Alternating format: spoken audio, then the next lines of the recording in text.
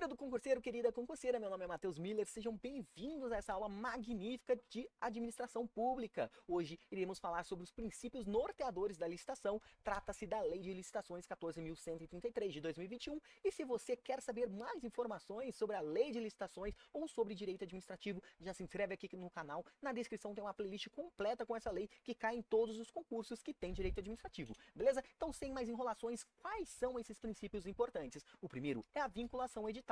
Meus queridos, a vinculação edital é o princípio básico do direito das licitações, pois o edital é a lei interna da licitação e deve definir tudo o que for importante para o certame, vinculando os licitantes e a administração pública à sua observância. A elaboração do edital pela administração pública é livre e discricionária, na busca por satisfazer o interesse da coletividade. Todavia, após a sua publicação, a administração pública fica vinculado àquilo que foi publicado. O edital deve estabelecer de forma precisa e clara qual critério será usada para a seleção da proposta vencedora.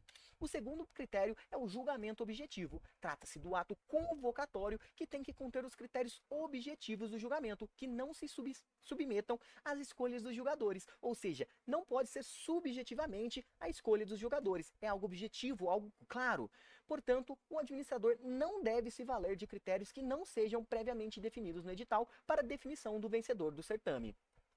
Meus queridos, o terceiro ponto é o sigilo das propostas. As propostas apresentadas pelos licitantes são sigilosas até a data da abertura dos envelopes, a ser feita em conjunto por todos os concorrentes em sessão pública. Até este momento, previamente determinado pelo edital, um licitante não pode saber da proposta do outro, pois a violação do sigilo da proposta representa improbidade administrativa e crime definido na própria Lei de Licitações.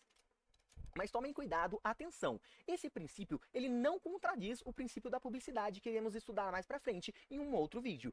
Ele deve ser observado na Lei de Licitações, beleza? O quarto ponto é o princípio da competitividade. A competitividade na licitação é nada mais que senão o processo por meio do qual todos poderão participar em igualdade de condições para a escolha da proposta que esteja em consonância com o interesse da coletividade. Ou seja, todos podem participar, desde que seguidos os critérios, e ninguém tem privilégio a mais do que o outro.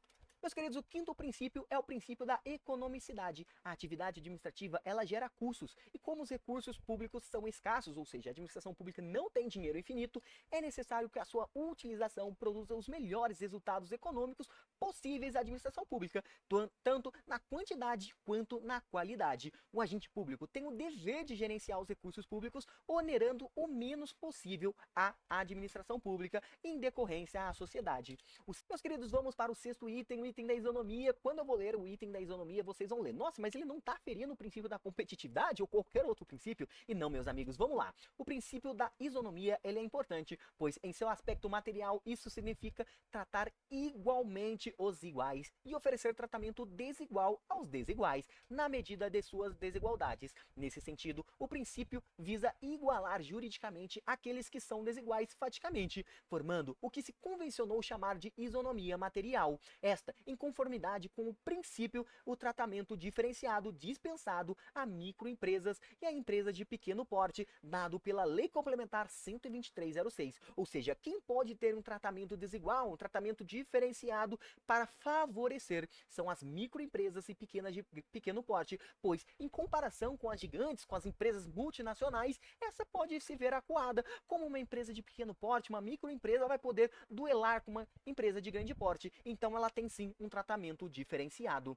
Meus queridos, é possível também a criação de preferências para aquisição de produtos manufaturados ou serviços nacionais que obedeçam às normas técnicas brasileiras nos moldes da própria Lei de Licitações, conforme o seu artigo 26.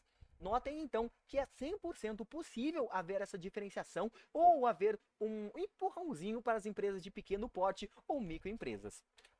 Pessoal, vamos agora para a segregação de funções. Queridos amigos, no âmbito de procedimentos licitatórios, deve-se observar que cada etapa desse procedimento deve ser desempenhada por um agente público diverso. O princípio da segregação de funções é o princípio que tem como finalidade evitar a ocorrência de equívocos, fraudes e utilização irregular de recursos públicos. Ou seja, basicamente a segregação de funções, ela fala: Quem fez a primeira etapa não faz a segunda, não faz a terceira, não faz a quarta, não faz qual ela tiver. Por quê? Pois isso evita erros, porque se o primeiro errou, o segundo pode verificar esse erro e evitar que ele vá para frente, evitar que ele prospere. Ou se o primeiro agente foi corrupto, o segundo pode verificar a mesma coisa, beleza? Então, para isso que serve a segregação de funções, basicamente.